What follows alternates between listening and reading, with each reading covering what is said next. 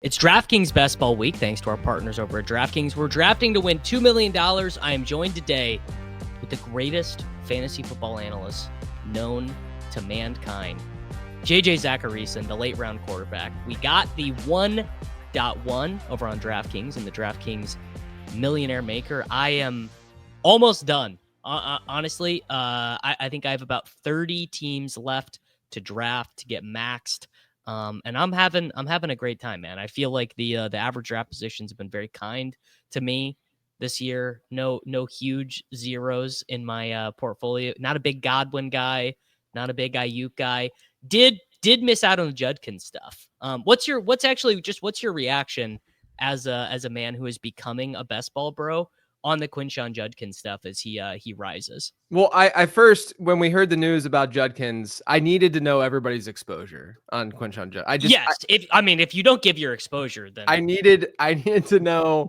My For You page on Twitter needed to show me everyone's Quinshon Judkins exposure immediately when that news dropped.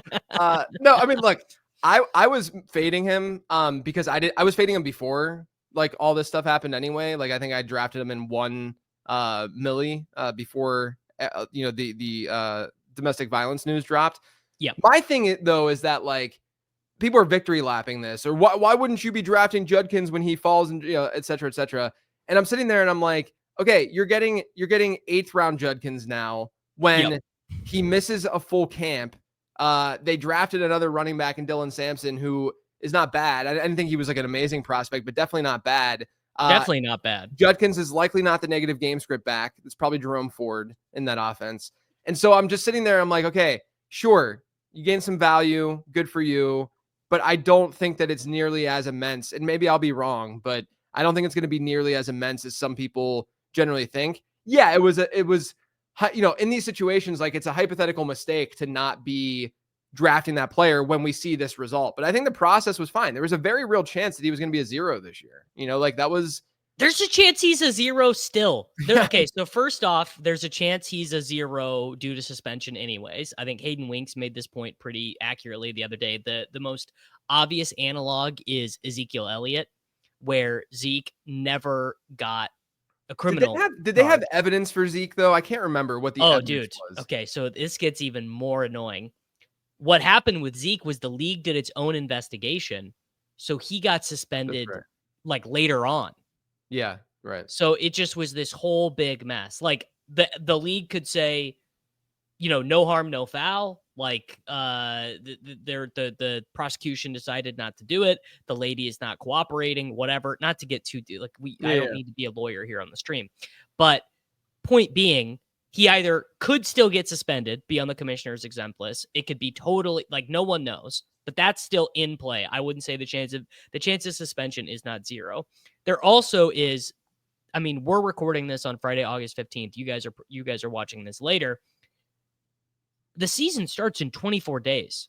Quinshon Judkins hasn't put on the pads. Actually, it's funny. The day the Judkins news broke, the report was Sampson had been moved up to first team running back ahead of Jerome Ford. Victory lapping that, which was hilarious too. People were victory lapping. The whole thing is just insane. The whole thing is absurd. Fantasy football Twitter has truly never been worse. I'm spending less time tweeting and more time just like actually drafting than ever before because it's so intolerable. Yeah.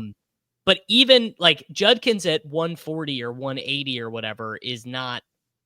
It's not the guaranteed win you think it is. Yeah, no, I agree. Like I have a hard time seeing like a massive season from him. But look, in the end, like results based and results wise, people who were drafting Judkins, they were right. Like they were correct. I wouldn't even been overexposed. I'm just saying people who were like 12% Judkins right now or something, you'd feel good about that 12% just based on where you were drafting him. And you'd feel good about it just based on nothing but CLV and knowing that is one of like the key predictors of who scores fantasy points. Right. And I'm happy to say that like, I'm in all these slow drafts, and if I was up and Quinshon Judkins was there at 120 or whatever, I was happy to take him. But I'm not reverting my strategy now to say, oh, I really should take Judkins a lot. But in these situations, though, you can still get Judkins today at cost. Let's say he goes round 8 or something. You know, like I have him ranked, I think, as RB like 40 or something like that, or like just because of the suspension risk. But let's say that he goes like round 8. We'll see where he goes in this draft. But let's say that he goes round 8. Like, in my opinion, you can still, and I'm still becoming a best ball bro, of course, but you can still draft him there, and that difference in value is really not that significant. It's not like he's all like we weren't talking about a first or second round pick here, right? Because he's only going to jump into the lower, single digit rounds. So it's like, is the value really that insane? All right, we're up. We have Jamar Chase from the 101, a little bit of a Lad Fowler. I think we just do Lad Bucky. I'd say either Lad Bucky or Lad McBride, just because of the McBride Chase stuff. Let's just do the ADP. It's very boring. It's very boring. I get Bucky ahead of that. I mean, it's a good spot, good falling. Yeah. What's sort of been like if you had to put yourself in a category of best ball drafter? You've had this is your second full-time year in the streets. Are you a player takes drafter? Are you a smooth exposure guy? Like what kind of bucket would you put yourself in? I mean, I definitely don't have wild exposure, but it's not by choice, really. It's just kind of how things work out. So, it's not me like actively trying to get exposure for certain guys. Like, if Chuba Hubbard falls to the 5-6 turn, I might take him there just to get some exposure. But where he goes, I'm not really taking him. And if I lose that, I lose that, right? No, I mean, I'm more structural, I'd say. Like I think that's why. Like last year, what ruined me is that.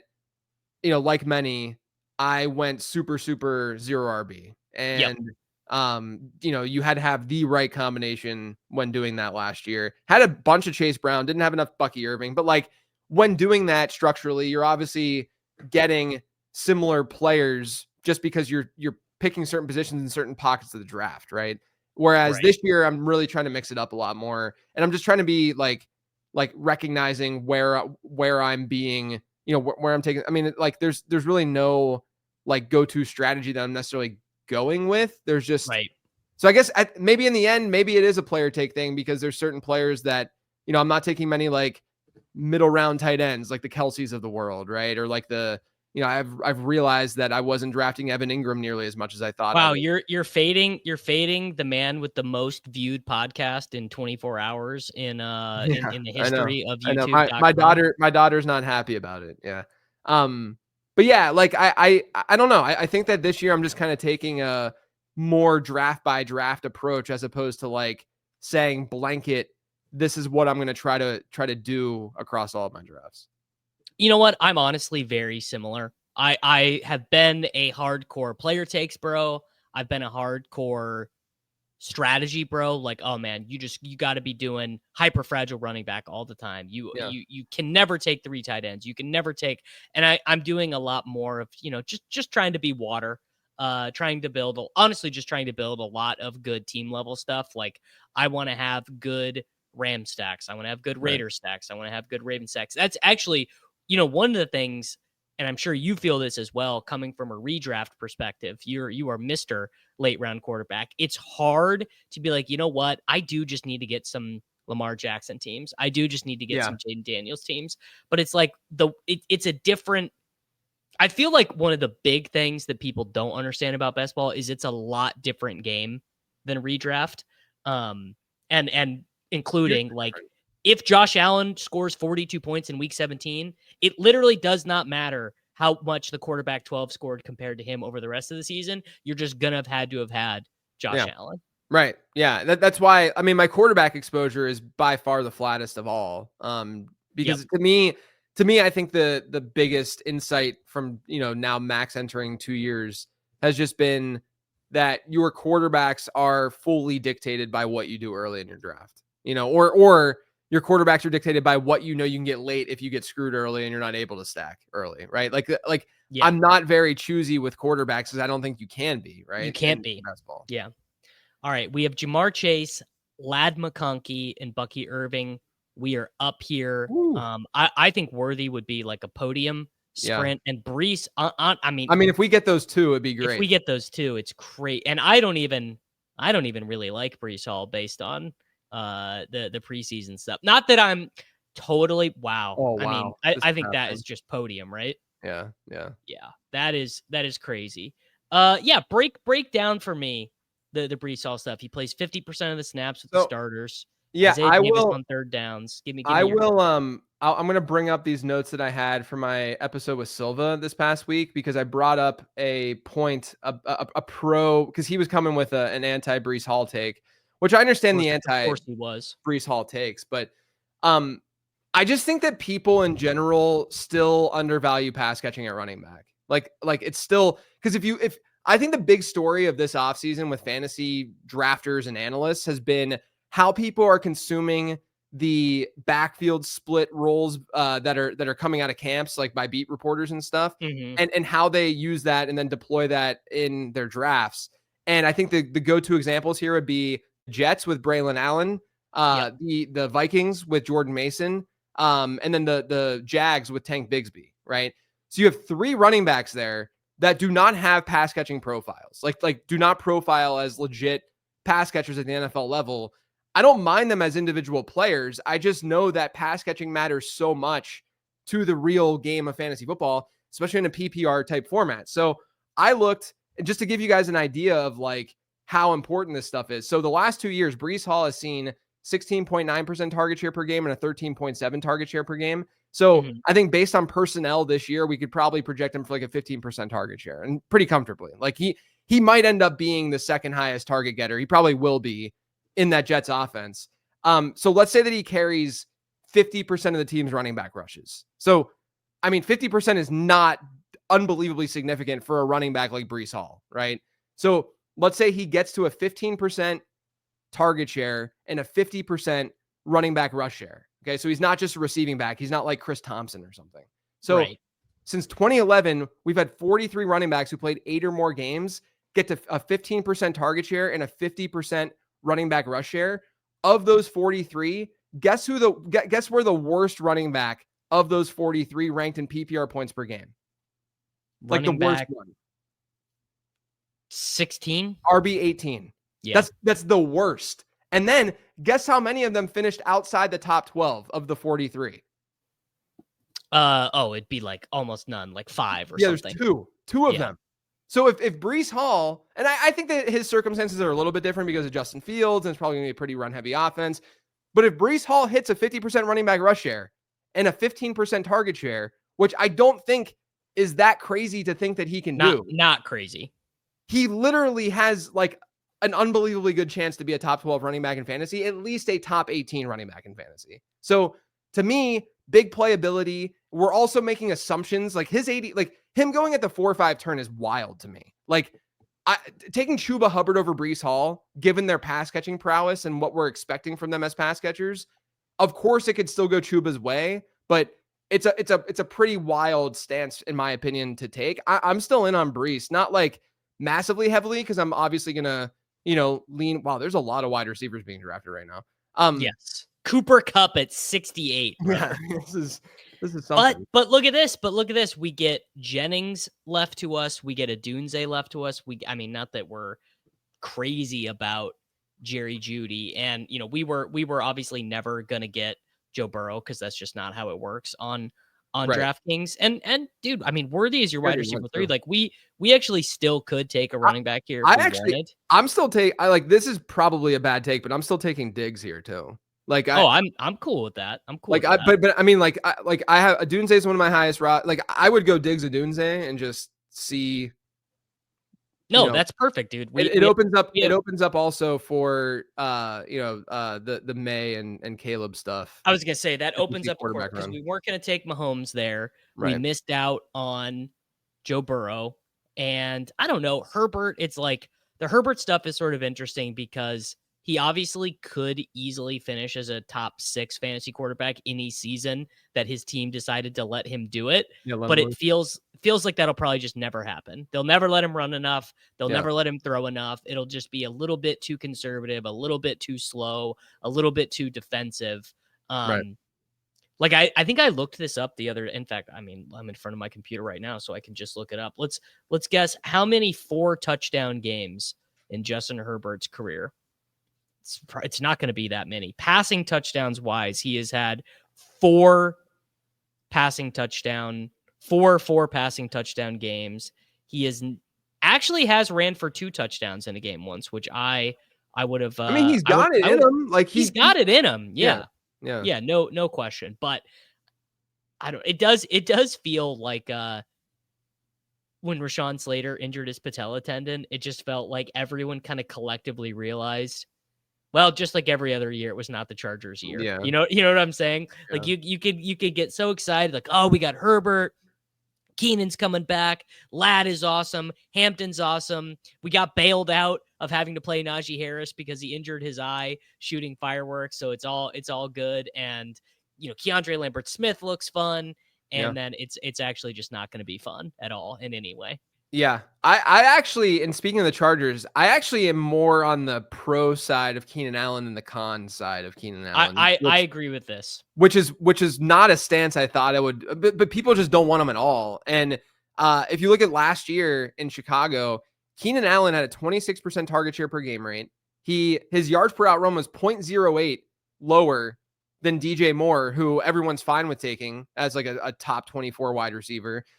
His targets per out run was better than DJ Moore's last year. And everyone's like, oh, he's just an old slot guy now. His yards per out run was way better on the perimeter last year than it was in the slot. I mean, like, I think that what LA did was they're like, Trey Harris isn't there yet if he's going to get there. Quentin Johnston obviously is not the answer. And DeAndre Lambert-Smith, I liked him as a prospect. I wrote it up in my prospect guide. Like, he was a really interesting name to watch, but he's also more of just a vertical threat. Like he's just raw. Like he is there a good KLS season as he scores 2 really long touchdowns. Yeah, he's definitely not a possession guy. He's not going to see a lot of volume. So I think they signed Keenan Allen to get a lot of versatility in that offense and at the line, because they didn't really have that with the other pass catchers. Now Ladd, who was good on the perimeter, can move inside out. I mean, there's a lot to like about that move, I think. And as a result, I'm still, I mean, I had a lot of Keenan before, but I still think he's fine. Now you can obviously approach it and say, oh, he's on the Chargers, so I can stack him. No, it's I actually think the Keenan stuff is a bit of best ball bros being too stubborn. All right, we are up here. In terms of quarterbacks, it would be like Fields. We could take Caleb Williams here. He probably doesn't. Drake May would be my pick because of the digs. All right, let's do May. And then do you want to do Jalen Warren or Njoku or Loveland? I'd go Warren. All right, I'm pretty high on Warren this year. All right, I mean, you're a noted Yinzer. What is your opinion of the Caleb Johnson stuff? Because I was pretty high on Caleb Johnson as a prospect, and I actually did think it was a really good landing spot. But I backed off this take a little bit. Yeah, my fear would, like, I like Johnson too as a prospect. Again, I had him ranked in like the same dynasty tier as our, look, there goes Keenan Allen there. Good drafter. I had him bucketed with like RJ Harvey as a prospect. But I think the big thing that we have to think about with Pittsburgh this year is Aaron Rodgers under center, and we do not want, I think the pass pro stuff is legit with Caleb Johnson. If he's not there in pass pro, he's already, like, the biggest question marks with Caleb Johnson out of camp aren't his athleticism and his ability on the ground. It's been consistently pass pro and pass catching, right? And that's literally what Jalen Warren does well and what he brings to the table. And I think there's been, with Warren, he's seen consistent target shares in that offense. He was banged up last year. Year before that, he saw a pretty consistent target share. And if you look at third round running backs and what they typically see in year one, only 8 of the 40 since 2011 have seen a 50% running back rush share as rookies, right? So, like, I know that Caleb Johnson was a better than normal third round running back. I will not argue otherwise. Like, he's a good prospect. I don't want that to be lost. I really wish he would have ran a 4.4, man. Yeah. But it's also, what's also interesting about all of this is that their offensive coordinator, Arthur Smith, literally 2 years ago had a generational running back prospect on his team, and he refused to give him a bell cow workload. Like, it's strange to me that no one's really bringing up the Arthur Smith factor and what he did with Bijan Robinson as a rookie, and using Tyler Algier. Now, Algier had a great season, don't get me wrong, but we all see now that was just a misuse of personnel in the end by Arthur Smith. And so, just because Najee Harris was seeing bell cow workloads or like good workloads, the other thing too is that Jaylen Warren was still digging into Harris's workload, towards the end of his time in Pittsburgh. Yeah. Just because we saw that with Najee Harris, we can't assume that Caleb Johnson just takes on that role in totality when there are things that the team liked about Harris, his reliability. He was a better pass catcher than Caleb Johnson is right now. He's a better pass pro than Caleb Johnson is right now. So that's to me, that just leans like I like Jaylen Warren straight up more than Caleb Johnson, like just straight up. I think I'm leaning that way. I'm not quite there yet. Wow, Caleb came all the way back. Is Loveland here? I think we should. If we did not get snapped off, I think we definitely do that. Loveland, by the way, I assumed that Loveland would be classic.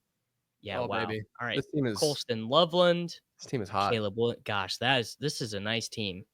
Drake May, Bucky Irving, Breece Hall, Jamar Chase, Lad McConkey, Xavier Worthy, Colston Loveland, Diggs, Adunze, Jaylen Warren. This is a tweet the team when it's done. This is a tweet the team when it's done. It's really nice.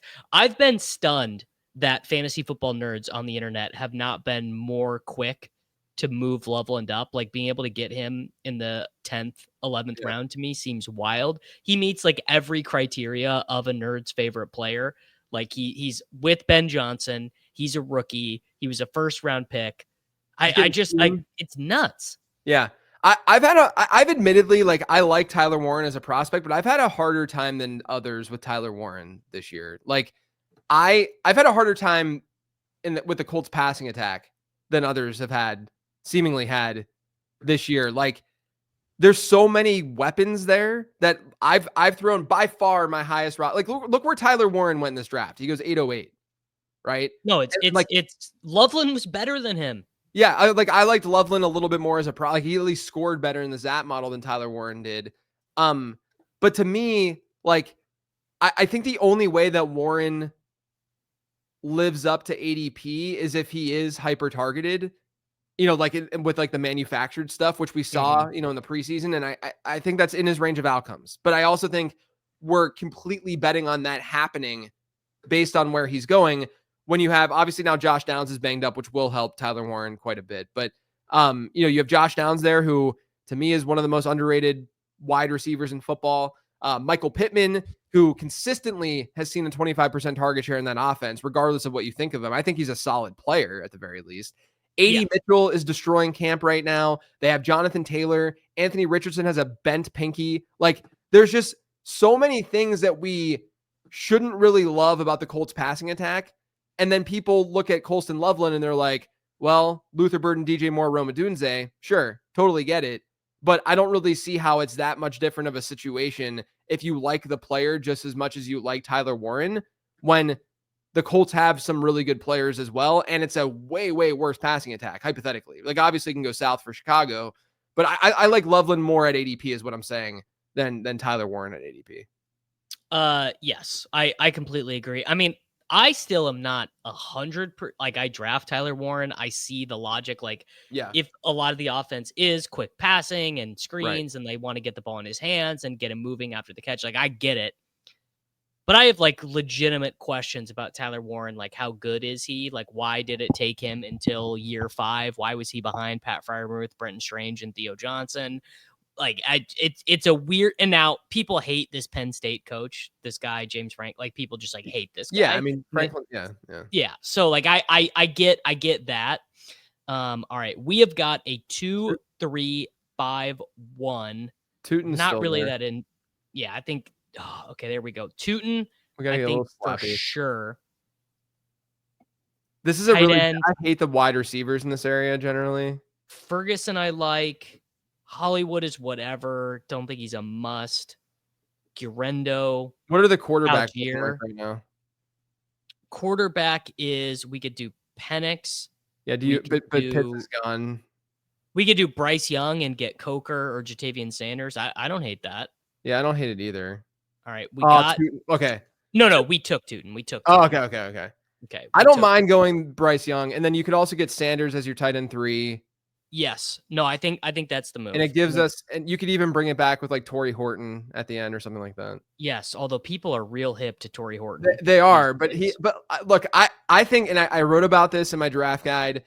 It's a lot easier to get a guy like Horton in, managed leagues, obviously, because you can just be like, all right, well, this isn't happening. So this isn't happening. I'm going to replace this. But if there's one dude that was drafted on day 3 this year, there's probably 2 guys that looked best in my model that would be hits on day 3 a wide receiver. Royals and Horton. Royals is a little bit different only because, so I'm drafting a ton of Royals just because his top comp for me was Rashee Rice before he was even drafted by Kansas City. Right. So like that connection, like it's a very similar thing that happened to me with Isaiah Pacheco with Kansas City, because Isaiah Pacheco's top comp was Damian Williams whenever I wrote his Oh my God. And Damian Williams, by the way, we have a history of Damian Williams in Dynasty. Do you remember? I think, no, I don't. You and in Dynasty version. Oh my God, yes I do. Okay, yes I do remember this. Drew Dinkmeyer and I traded our first round pick, but it was a 112. It was a 112. It wasn't. But it was before he retired for COVID. No, but it was also before they did. Oh no, it was right before they drafted Clyde Edwards-Helaire. Yeah, it was right before. Anyway, well, those things happened. They drafted Clyde, and then Damian Williams took a year off because he lived with I don't remember his mother or his grandmother, but she was immunocompromised. So he took a year off of playing football. Yeah. And frankly, shout out to him. But yeah, it's admirable. Chiefs haven't had a good running back since. No, I mean, you're not wrong. You're not wrong. But yeah, that's the reason that Royals for me is a target, because he does have some Rashee Rice to him. But the other guy, so it's Tory Horton was one. The other guy is Alec Iamaner, who had he basically only played 2 years of college ball.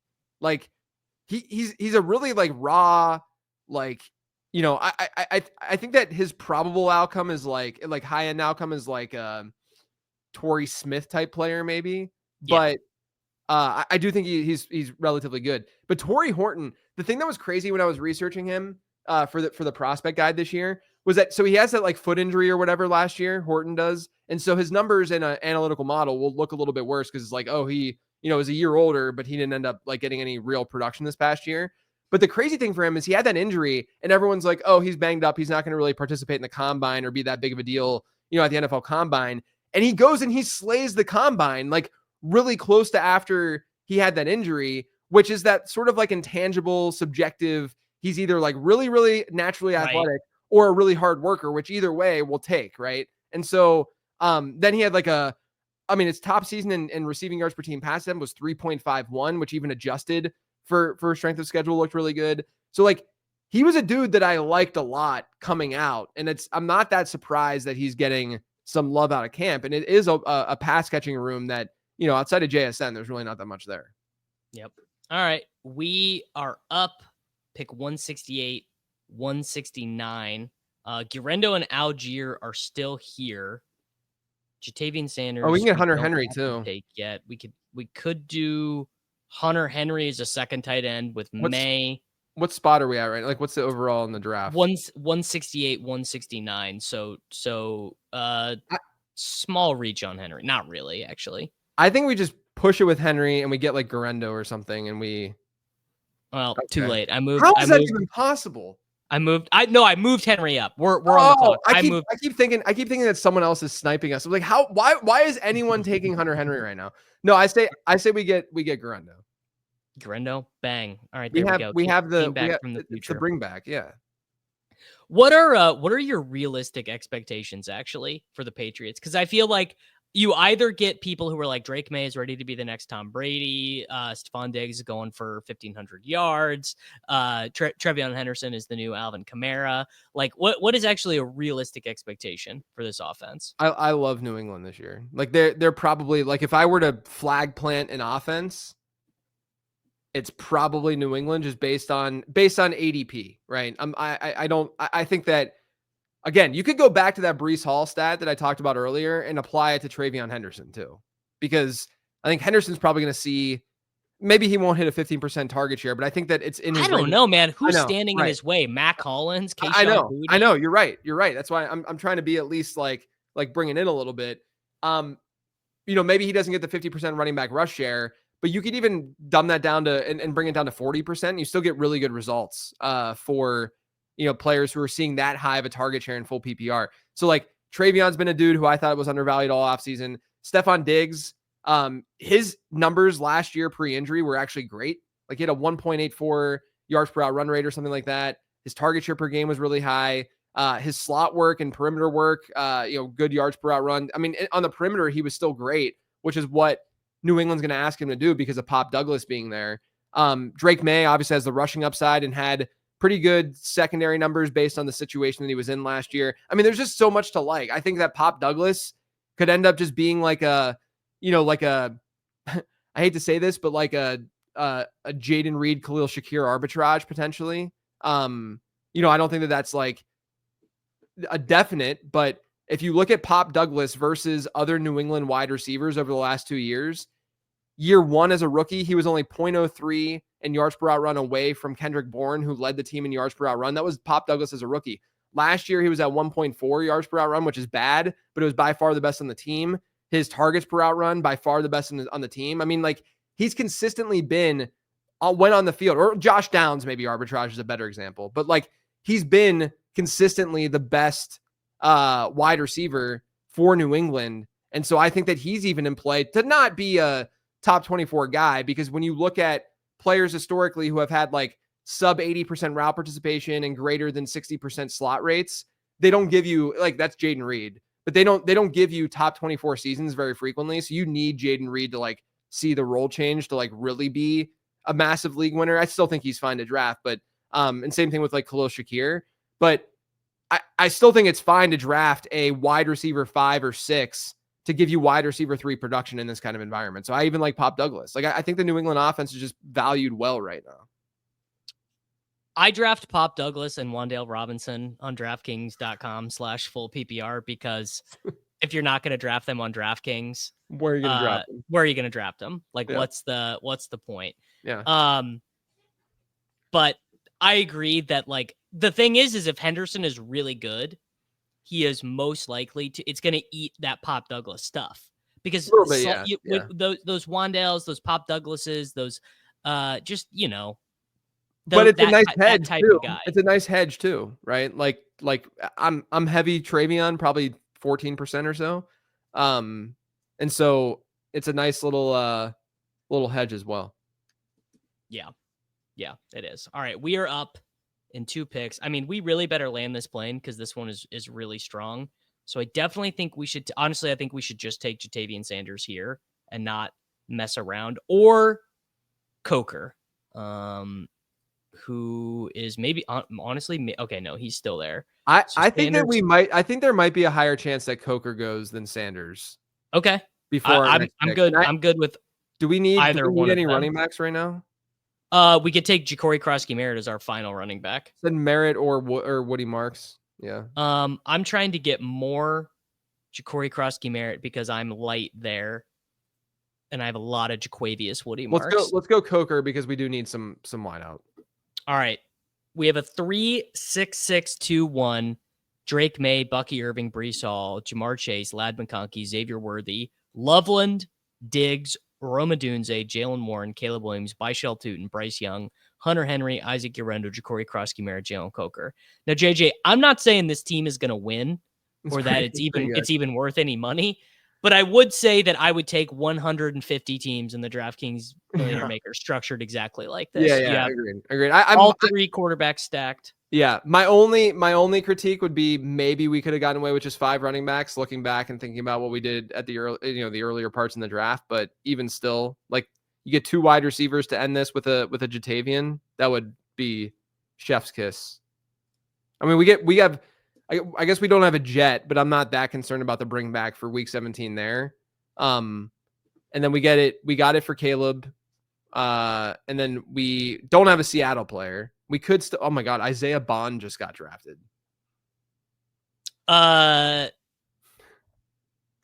Okay. Here, all right, we're 34 minutes. You're telling me you drafted Isaiah Bond yesterday? I was gonna say we're 34 minutes into this, so I can probably launch off a bad take right now. God, here we go. Where would Isaiah Bond have been drafted without the criminal charge? without anything, because there's other stuff with him too, I think. But Yeah, well, he was rumored to be like a bad attitude, yeah, not right, great right. worker type. Without Type anything, thing, he's a right? third round pick. Third round pick, right? Yeah. So it's like, okay, he's gonna be a Brown.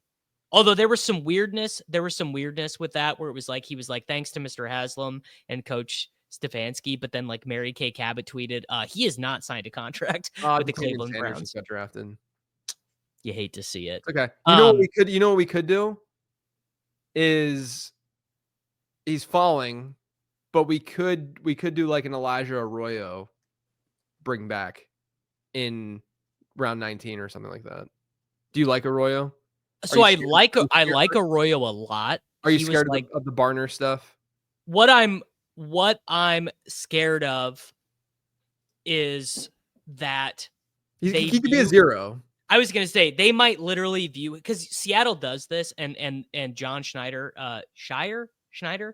has done this where they like to redshirt guys. They like to get guys on the roster and like purely keep them as like develop. Like this is like a long time Seattle thing, and I wonder if they see him that way. Yeah, no, it's possible. I just want to throw out the idea. But I mean, come on. He's like a receiving. He's so much better than AJ Barner. It's just he's so much better than AJ Barner. It's just it's obnoxious that. But I know the blocking side is obviously important, and that's always harder to. By the way, I'm glad he went because I wanted to talk to him about him. Isaac Tesla is currently my obsession. Yeah, I'm obsessed with this guy. If you go back and you listen to my show that I did with Harmon before the draft on wide receivers, like we were both Tesla bros. Not to get political, but he's a freak athlete, decent enough production. Wasn't amazing production, but you know, that's a spot in Detroit. It's obviously going to be a good offense, and I think that he could easily be their 3. So why not take that chance? Yeah, I think he will be their 3. And contingent value. Like we are looking for like he's got a ton of contingent value.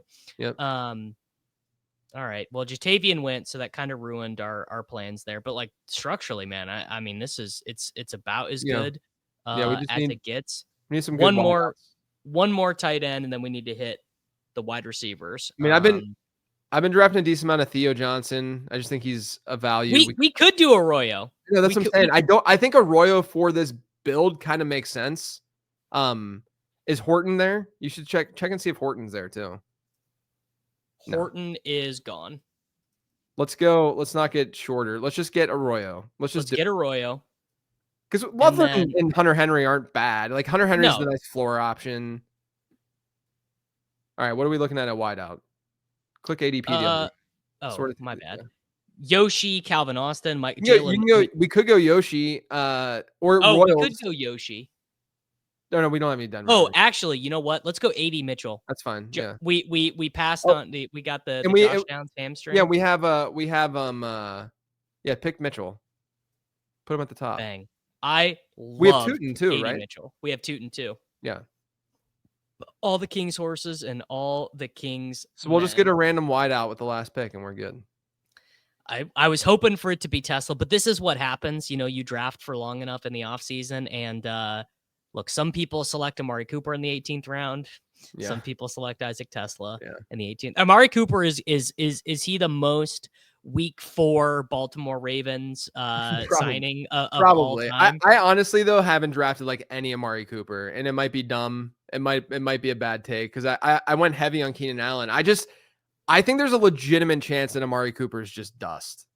Like he was bad last year, and I'm afraid that turns into a legit 0. But I'm not going to fault anyone in the 19th round. No, I'll fault you. Matthew Berry said Amari Cooper was done in March, and well, I guess I should say a team staffer told him that Amari Cooper was done in March. And if a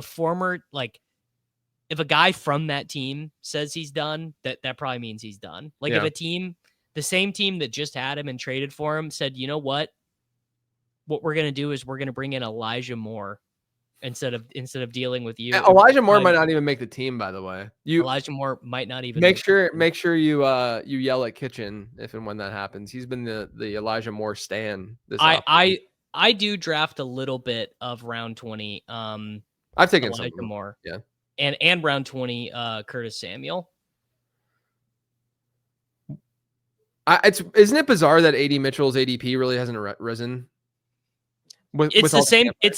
It's the same thing with him and Wicks. The sort of people who are predisposed to select a guy like that got so burned by drafting them last season that they're just like, you know what? I can't do it. AD Mitchell, though, is like the most obvious 19th round, 20th round pick. Like truly the most obvious style of pick. Yeah. Second year guy who was a decent prospect, who's got all the athleticism in the world, who's getting camp hype, it's just the offensive situation that sucks. But I'm not going to let Alec Pierce dictate. No, I'm not going to let Alec Pierce dictate what I do in my own private domicile, JJ. No chance. That's what I'm saying. Yeah. Ollie Gordon, by the way, that's my nomination for best 20th round pick on DraftKings now. It's a smarter pick than, obviously it was harder to do that before, but now I liked Ollie Gordon a lot as a prospect. The problem too is that I've drafted a decent amount of a lot of Jalen Wright, and I'm getting more anxious about that. But yeah, Gordon's a good pick. Yeah, the issue with Jalen Wright is he's got all the measurables and everything, but he does play football like a blind person. And that is a problem, man. Did you actually watch his goal line attempts and stuff that he had? They were fine. It's it is. People are just making such a big, the offensive line sucks. They gave him nothing on those runs. All right. The aforementioned Wicks is there. Atwell's there. Savion Williams, Malik. I'm trying to think if there's anyone. It would be Booty. It would be Booty if we wanted a Patriot. It would be Olamide Zaccheaus if we wanted one with Caleb Williams. We already have. I don't think there is a Panther. Yeah, just get whoever you like. Wicks. I can't help myself, dude. Just get Wicks. That's fine. I don't care. It's going to be the absolute blindest seal. All right, guys. Final team: Drake May, Bucky Irving, Breece Hall, Jamar Chase, Ladd McConkey, Xavier Worthy, Colston Loveland, Stephon Diggs, Rome Odunze, Jalen Warren, Caleb Williams, Byshell Tootin, Bryce Young, Hunter Henry, Isaac Urendo, Ja'Cory Krosky Merritt, Jalen Coker, Elijah Arroyo, AD Mitchell, Dontavian Wicks. This team is a Elijah Arroyo versus JT Sanders 1v1 of being my favorite team I drafted all. Yeah, it's really good. It's a really good team. Yeah. All right, guys. Make sure that you are checking out the weekly, almost daily live streams over at the Late Round Fantasy Football YouTube channel. If you didn't like the well thought out, reasoned, and logical takes from JJ Zachariason, I have good news for you, because Soccer Dave is over there living a little every so often. So if you don't want the JJ takes, you can get one Mr. Soccer Dave. Make sure that you like the video. Make sure that you are subscribed to the channel for daily fantasy football videos. Use promo code Mattek over on DraftKings.